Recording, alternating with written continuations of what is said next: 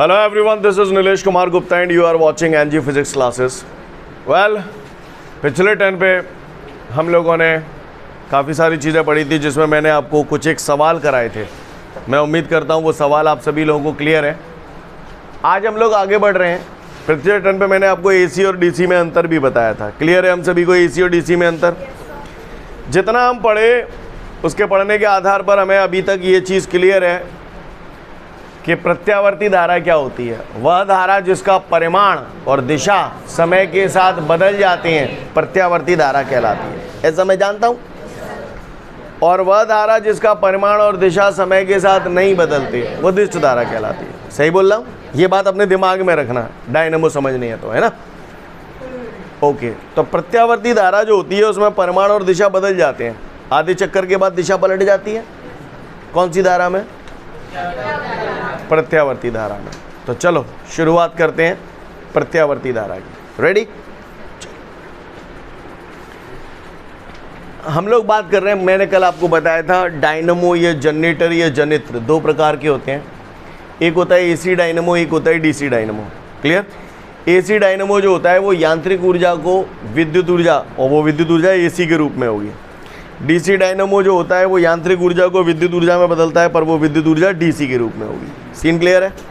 तो चलो आज हम लोग समझने जा रहे हैं एसी डायनेमो क्या होता है। क्लियर? एसी डायनेमो क्या होता है इतना मुझे मालूम है कि एसी डायनेमो या एसी जनरेटर में प्रत्यावर्ती धारा पैदा होगी, और प्रत्यावर्ती धारा अगर पैदा होगी तो आधे चक्कर के बाद दिशा बदल जाएगी। मानते हो? आओ तो सुने भैया, एसी डायनेमो में क्या क्या होता है गौर से देखेंगे हम सभी लोग on the board. AC dynamo,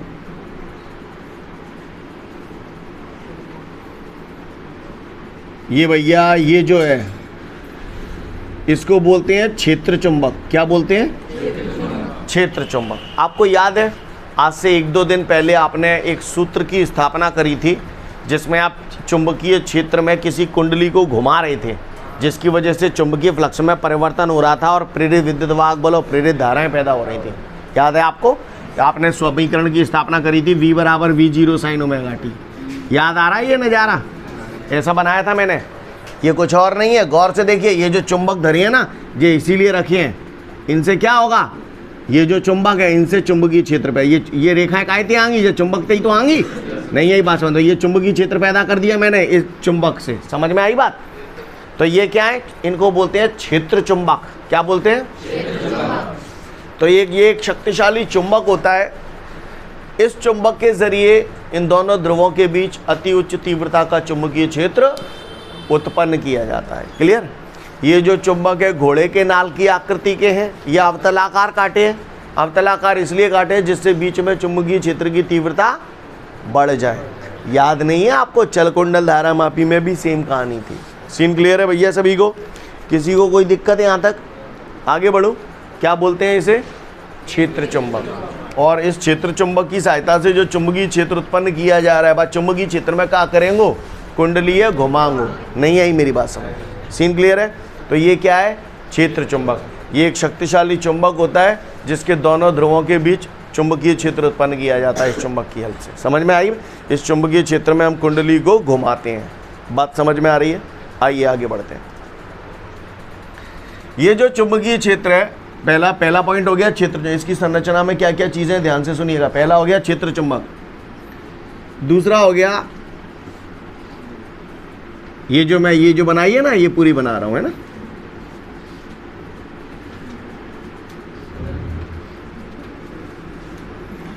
ये जो मैंने बनाया है इसको बोलते हैं आर्मेचर या कुंडली। क्या? नरम लोहे की कुंडली होती है। इस पे अत्यधिक तांबे के तार लपेट कर इसे बनाया जाता है। क्लियर? क्या लपेट कर बनाया जाता है? तांबे के तार के जो फेरे हैं बहुत अधिक संख्या में लपेटने चाहिए। क्यों बहुत अधिक संख्या में लपेटने चाहिए? आपने पढ़ा था सूत्र जब सिद्ध किया था V = V0 sin ωt। याद है आपको? और V0 बराबर मैंने बताया था NAB ओमेगा। नियतांक था कि नहीं एक? तो फेरों की संख्या जितनी ज़्यादा होगी विभव उतना ही अधिक होगा। नहीं यही बात समझ?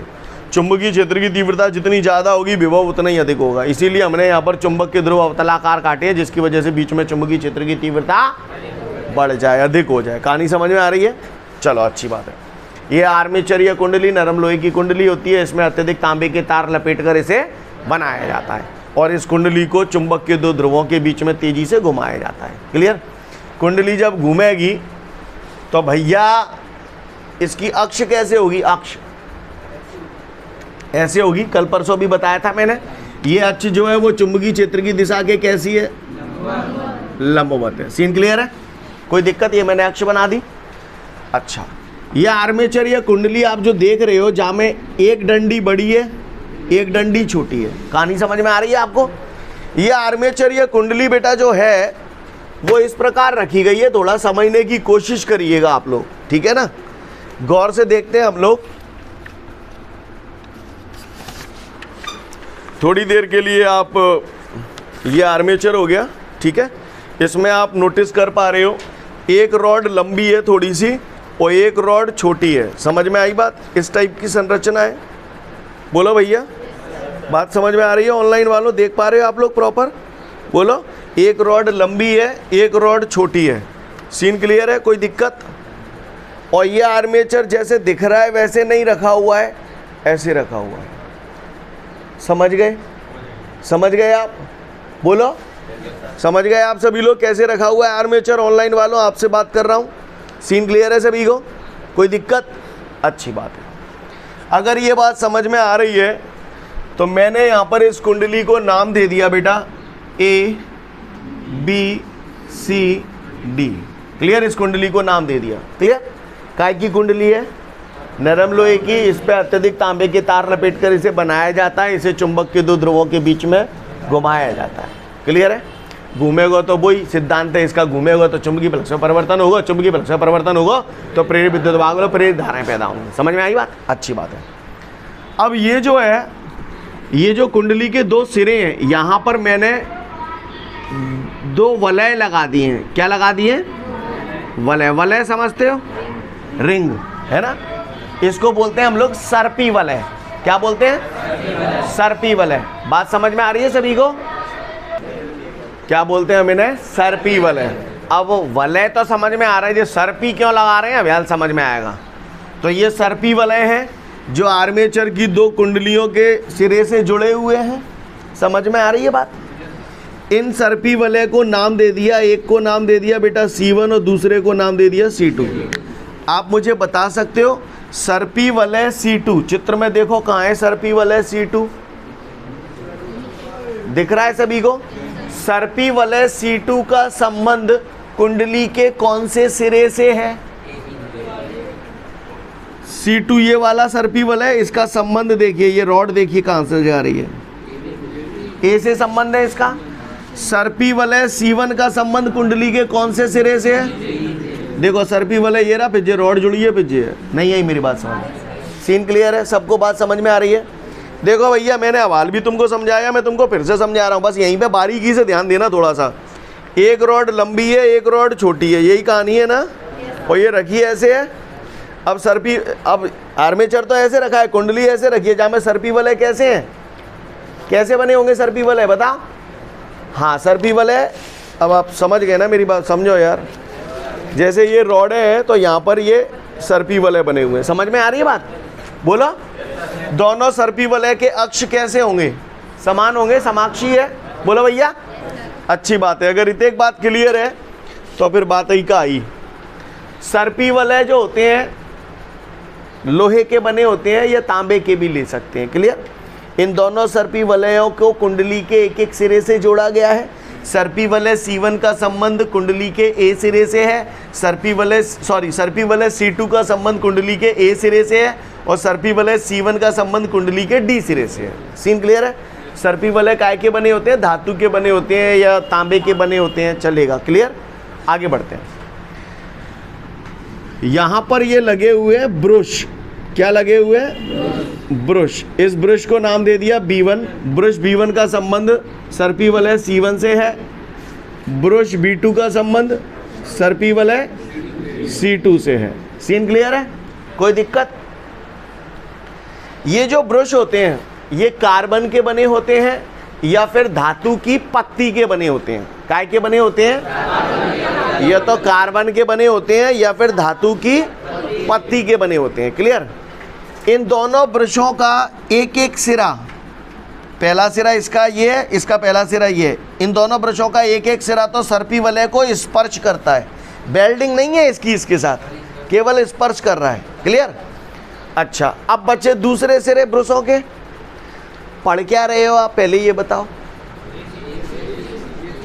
AC generator. जनरेटर क्या करता है?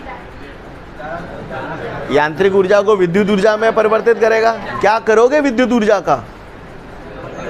कूलर चलाएंगे, पंखा चलाएंगे, टीवी चलाएंगे, आग लगाएंगे। बोलो, ये कूलर, पंखा, टीवी, हीटर, ये सब क्या होता है? प्रतिरोध, बाहरी प्रतिरोध। खूब चिल्लाया हूं पहले भी। तो यहाँ पर मैंने दोनों ब्रशों के जो दूसरे सिरे हैं उनके बीच में मैंने ये क्या लगा दिया? बाहरी प्रतिरोध, जहाँ पर आप विद्युत धारा का इस्तेमाल करना चाहते हैं। नहीं आई मेरी बात समझ में? क्लियर? इसको बाहरी प्रतिरोध बोल दो, लोड प्रतिरोध बोल दो, सब एक ही बात है। क्लियर है? Scene clear? समझ में आई बात? ये हमारा जनरेटर तैयार हो गया, एसी डायनेमो। सीन क्लियर है? किसी को कोई दिक्कत? भाषा समझ में आ रही है? अच्छी बात है। इतने की समझ में आ रही है तो फिर बात ही का आई। तो भैया इसकी संरचना का थोड़ा जिक्र करता हूँ, ध्यान से सुनिएगा। सबसे पहली चीज़ है क्षेत्र चुंबक। इसकी सहायता से अति उच्च तीव्रता, बाद में बताऊँ समझ। इतने एक बात समझ में आ गई? क्योंकि पूरा समझा दूंगा, फिर समझाऊंगा तो लैंग्वेज ज़्यादा अच्छी समझ में आएगी। अब यहाँ तक बात हमारी क्लियर हो गई। हमारा जनरेटर बन गया। ब्रश B1 और B2 क्या के बने हैं? कार बनी है, धातु के पत्ती के बने हैं। दोनों ब्रशेस का एक एक सिरा तो सर्पी वलय को स्पर्श करता है, बाकी का दोनों दूसरे जो सिरे हैं उनके बीच में मैंने लोड प्रतिरोध लगा रखा है। क्लियर? अच्छी बात है। इतने एक बात अगर तुम्हें समझ में आ गई है तो फिर मैं आगे बढ़ता हूँ। ध्यान से देखिएगा आप लोग। मुझे मालूम है जनरेटर बन तो गया मेरा, और लाइट कल गई थी, तो जनरेटर चालू करना पड़ेगा। जनरेटर चालू करवे के लिए मुझे करना का पड़ेगा? घुमाना पड़ेगा। तो मैं घुमाऊँ जे मैंने घुमाए दो। क्लियर? जनरेटर घुमाऊंगो तो ये कुंडली घूमेगी। फिलहाल इस चित्र के हिसाब से देखिए, ये आयताकार कुंडली, ये कौन सा सिरा है? A B C D। Armature ऐसे रखा है। अब मैं इसे घुमा रहा हूँ, समझना? तो घुमा रहा हूँ तो ऐसे ही तो घूमेगा। बोला भैया? तो ये वाली जो छड़ है इधर वाली, AB की बात कर रहा हूँ, ये किधर की तरफ जाएगी? घूमेगी तो ऐसा नहीं लग रहा चालक पर बल की दिशा ऊपर की तरफ है ना? अच्छा, ये जब घूमती है तो चुंबकीय बल का परिवर्तन होता है। चुंबकीय बल का परिवर्तन होता है तो प्रेरित धारा पैदा होती है, और प्रेरित धाराओं की दिशा निकालने के लिए मेरे पास दो नियम है। या तो मैं लेंज का नियम लगा दूं या फ्लेमिंग के दाएं हाथ का नियम। तो हम लोग फ्लेमिंग के दाएं हाथ का नियम लगा रहे हैं। बता भैया, जब कुंडली को घुमा रहा हूँ, ये मैंने कुंडली को क्या कर दिया? घुमा दिया। ये घुमाने का निशान दिखा रहा है, समझ गए? तो AB हिस्सा कहाँ जा रहा है? ऐसे जा रहा है। अब AB हिस्सा ऊपर की तरफ जा रहा है तो बल की दिशा तो ऊपर की तरफ हो गई, और चुंबकीय क्षेत्र की दिशा उत्तरी ध्रुव से दक्षिणी ध्रुव की ओर होती है। तो बता प्रेरित धारा की दिशा कहाँ की ओर होगी? हाथ बना दो। दाएं हाथ की हथेली का नियम, अंगूठा बल की दिशा को प्रदर्शित करता है। बल कहाँ लग रहा है? ऊपर। तर्जनी चुंबकीय क्षेत्र की दिशा को प्रदर्शित करती है, तो चुंबकीय क्षेत्र उत्तर से दक्षिण की ओर होगा, तो ये तर्जनी चुंबकीय क्षेत्र की दिशा की ओर हो गई। समझ में आ रही है मेरी बात? तो प्रेरित धाराओं की दिशा ऐसे आई। ये मेरी मध्यिका प्रेरित धारा की दिशा को प्रदर्शित करती है। तो बताओ चित्र में कहाँ की तरफ बनाऊं? मध्यिका प्रेरित धारा की दिशा कहाँ से कहाँ की तरफ बनाऊं? अंदर की तरफ। A से B है, B से A है, A से समझ गए ना? A से B क्यों? बोलो भैया, क्योंकि काम खत्म है। हो जाको प्रेरित धारा की दिशा कहाँ से कहाँ? तो आ जाओ फिर बोलो प्रेरित धारा की दिशा। A ते है गई, B ते बाद काय में जाएगी? तात देखा जाओ, बना जाओ। B के बाद आगे बोलो, आगे बोलो, सोच समझ के बोलना, चूतियों की तरह रिएक्ट मत करना। D के बाद यहाँ बहत भैया आई, डिंग डिंग डिंग डिंग डिंग डिंग डिंग डिंग डिंग डिंग। अब सर्पी वाले में चली जाएगी, क्या बोलूँ? C1 के बाद जहाँ मैं घूमत भाई भिज जाते मुलाकात होगी ब्रुश से B1। चलो आगे, तुम समझ तो रहे हो ना? R देखो देखो, रुको रुको। D ते आई, D ते काय में आ गई? C1 में। C1 ते B1 में, B1 ते R ते B2 ते C2 में, C2 ते हाँ C2 ते जो घूमे तो भाई A में। समझ गए? अगर इतने गई समझ गए तो बात ही का आई। पहले मुझे बताओ, ये बाहरी प्रतिरोध में धारा तुम्हारे हिसाब से जो चित्र तुम्हें दिख रहा है न्यों बह रही है, कि यूं बह रही है? यूं बह रही है, क्लॉकवाइज या एंटी क्लॉकवाइज? एंटी क्लॉकवाइज यानी दक्षिणावर्त या वामावर्त? वामावर्त। समझ गए? यानी यहाँ पर जो धारा बह रही है एंटी क्लॉकवाइज बह रही है, यानी कि वामावर्त बह रही है। कहानी समझ में आ गई भैया? बोलो भैया, काहुए को परेशानी सिगरने क्लियर है? अच्छी बात है, इतने क्लियर है तो बढ़िया बात है। अब गौर से देखिएगा, ये कौन सा हिस्सा था? बी। अब ये कुंडली घूमी, अब ये आपको कितने चक्कर पूरा है गो? आधो पूरा है गो, आधो पूरा है गो। आधो चक्कर पूरा हो जाएगा तो जेवा हिस्सा बालंग पहुंच जाओ, जेवा हिस्सा जालंग आ जाओ। और ये जो बड़ी डंडी है वो छोटी डंडी। तो चित्र बना रहा हूं, दोबारा देखिए।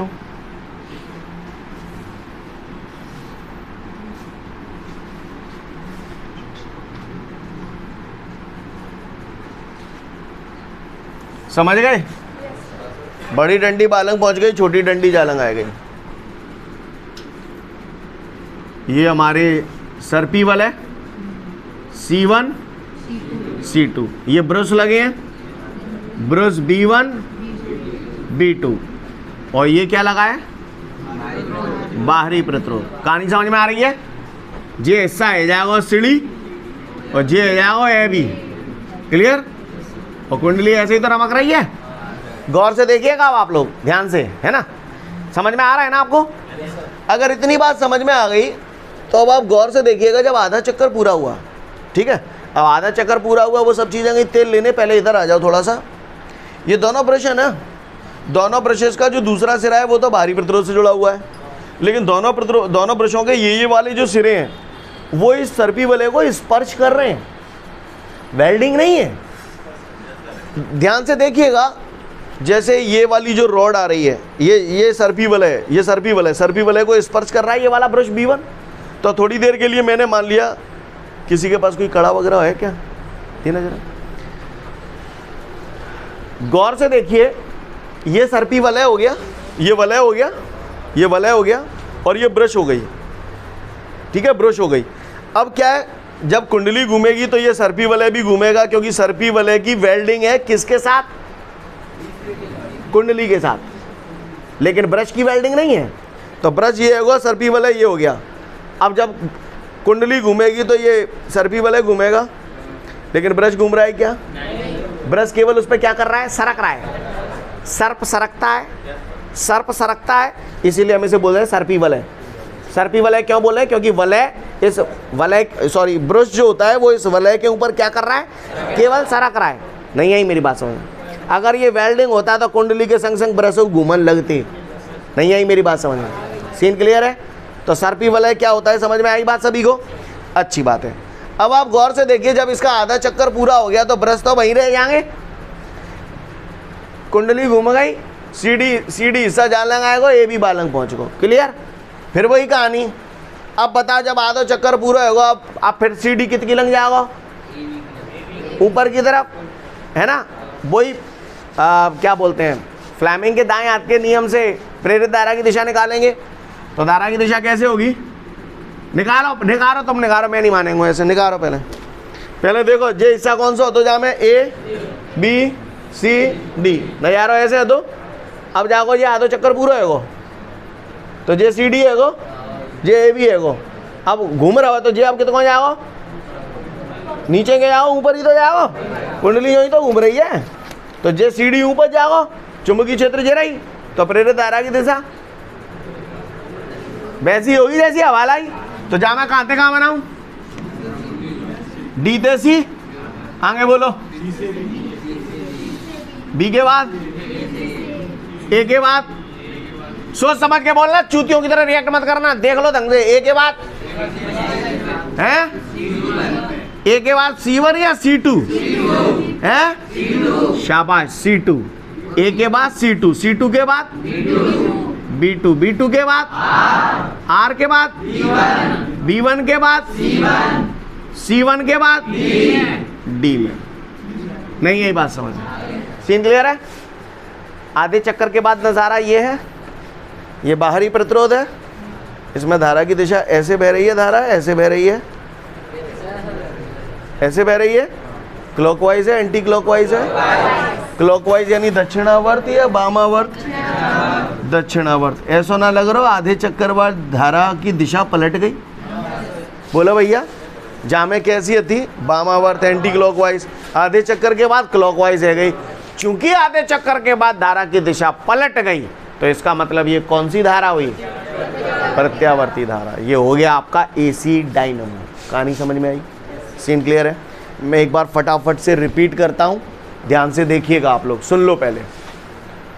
एसी डायनमो तो संरचना क्षेत्र चुंबक, इसकी ये घोड़े के नाल की आकृति का यह अवतलाकार चुंबक होता है जिसके ज़रिए दो ध्रुवों के बीच अति उच्च तीव्रता का चुंबकीय क्षेत्र उत्पन्न किया जाता है। क्लियर। और ज़्यादा बढ़ाना तो इसमें कुंडली को घुमाया जाता है, समझ गए। दूसरा आइटम इसमें हो गया आर्मेचर। क्लियर। आर्मेचर, आर्मेचर ये लोहे का बना होता है, इसके ऊपर अत्यधिक तांबे के तार लपेट कर इसे बनाया जाता है। आर्मेचर या कुंडली एक ही बात होती है ना। और इस आर्मेचर को दोनों ध्रुवों के बीच में तेजी से घुमाया जाता है, हो गया आर्मेचर। तीसरी चीज़ हो गई सर्पी वलय। ये धातु के बने वलय होते हैं या तांबे के बने वलय होते हैं, इनको कुंडली के साथ जोड़ा जाता है। क्लियर। कुंडली के दोनों सिरों के साथ हमने वलयों को जोड़ दिया, कुंडली के घूमने के साथ साथ ये वलय भी घूमते हैं, सर्पी वलय। क्लियर। अगला आइटम हो गया ब्रशेस। ये ब्रश कार्बन के बने होते हैं या धातु के बने होते हैं। दोनों ब्रशेस का एक एक सिरा सर्पी वलय को स्पर्श करता है और दूसरे सिरे के बीच में बाहरी प्रतिरोध लगा दिया जाता है। ब्रशेस कुंडली के साथ नहीं घूमते। क्लियर है, समझ गए। अब इसका सिद्धांत, मेन प्रिंसिपल क्या है, सिद्धांत क्या है इसका, तो सिद्धांत यही है कि भैया जब ये कुंडली चुंबक के दो ध्रुवों के बीच में घूमती है तो इससे संबंधित चुंबकीय फ्लक्स के मान में परिवर्तन होता है। चुंबकीय फ्लक्स के मान में परिवर्तन होता है तो इसके अंदर प्रेरित विद्युत वाहक बोलो प्रेरित धाराएं पैदा हो जाती है। इसका मतलब क्या हुआ कि डायनमो या जनरेटर जो होता है वो विद्युत चुंबकीय प्रेरण के सिद्धांत पर आधारित है। शॉर्ट में लिख सकता हूँ, जनरेटर विद्युत चुंबकीय प्रेरण के सिद्धांत पर आधारित है। किसी ने पूछे कार्यविधि लिखो तो लिख दो कार्यविधि। जब कुंडली को घुमाया जाता है तो चुंबकीय फ्लक्स में परिवर्तन होता है। चुंबकीय फ्लक्स में परिवर्तन होता है तो प्रेरित धाराएं पैदा होती हैं। तो फ्लेमिंग के दाएं हाथ के नियम के अनुसार या लेंज के नियम के अनुसार इसमें प्रेरित धारा की दिशा A B C D C1 B1 R B2 C2 A होगी, अर्थात धारा की दिशा बाहरी प्रतिरोध में वामावर्त होगी। आधे चक्कर के बाद AB और CD परस्पर बदल जाते हैं। इस स्थिति में सर्पी वलय C1 का संबंध कुंडली के सिरे D से होता है, सर्पी वलय C2 का संबंध कुंडली के सिरे A से होता है। इस स्थिति में फ्लेमिंग के दाएं हाथ के नियम के अनुसार धारा की दिशा ये होती है। और यहाँ पर ये देखा गया है कि आधे चक्कर के बाद बाहरी प्रतिरोध में धारा की दिशा दक्षिणावर्त हो गई, अर्थात आधे चक्कर के बाद धारा की दिशा पलट गई। इस वजह से हम कह सकते हैं कि ये प्रत्यावर्ती धारा है। कहानी समझ में आ गई आपको, सीन क्लियर है सभी को। मैंने आपको 3 मिनट का समय दिया, एसी डायनमो पूरा पढ़ लो। एसी डायनमो को जब आप पढ़ रहे होंगे तो लिखा होगा पूर्वानुसार, पूर्वानुसार लिखा हुआ है क्या, लिखा हुआ है तो वो चीज़ डीसी डायनमो में, दोनों में सेम है एक्चुअली, है ना। तो वो डीसी डायनमो से पढ़ लेना आप लोग। अब हम बढ़ते हैं डीसी डायनमो की तरफ। जैसा एसी डायनमो है वैसा ही डीसी डायनमो है, कुछ अलग नहीं है। बस फ़र्क इस बात का है, अभी आपने एसी डायनमो में देखा था कि एक रॉड लंबी थी एक छोटी थी, लेकिन यहाँ पर दोनों रॉड बराबर होती हैं, ना कोई लंबी ना कोई छोटी। सीन क्लियर करूँ दप्पा।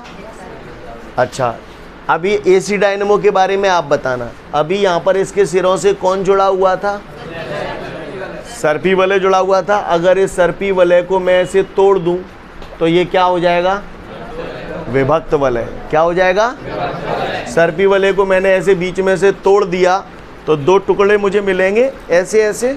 बोलो भैया मिलेंगे कि नहीं मिलेंगे। अच्छा, ये जो कुंडली है आर्मेचर है, ये कैसे रखी है समझ में आ रही है। अभी मैंने बताई थी आपको, ये दोनों रोडें किसकी तरफ इशारा कर रही हैं, तुम्हारी तरफ ही तो इशारा कर रही हैं वही। बोलो भैया अभ्याल की तरह। अब एक विभक्त वलय ऐसे लगा दूंगा और दूसरा विभक्त वलय ऐसे लगा दूंगा। सामने से आपको ब्रैकेट टाइप का दिखाई देगा, कछु गलत कर दो मैंने, यानी एक विभक्त वलय ये हो गया, इसको नाम दे दिया S1, और दूसरा विभक्त वलय ये हो गया S2। अच्छा, सर्पी वलय आर्मेचर के संग वेल्डिंग थे या नहीं थे? सर्पी वलय वेल्डिंग थे, ब्रुश नहीं थे, कमीनो ब्रुश नहीं थे, समझ गए? तो ये जो विभक्त वलय ये आर्मेचर के संग वेल्डिंग है।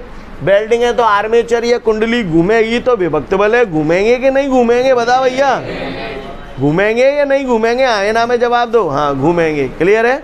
समझ में आ रही है बात सभी को? फिर वही कहानी, ये कहा है B1, दोनों ब्रशेस के एक एक सिरे विभक्त वलय को क्या कर रहे हैं, और दूसरे सिरों के बीच में क्या लगा दूं? आप महान हैं, आप धन्य बच्चे हैं। क्लियर है? समझ गए मेरी बात को?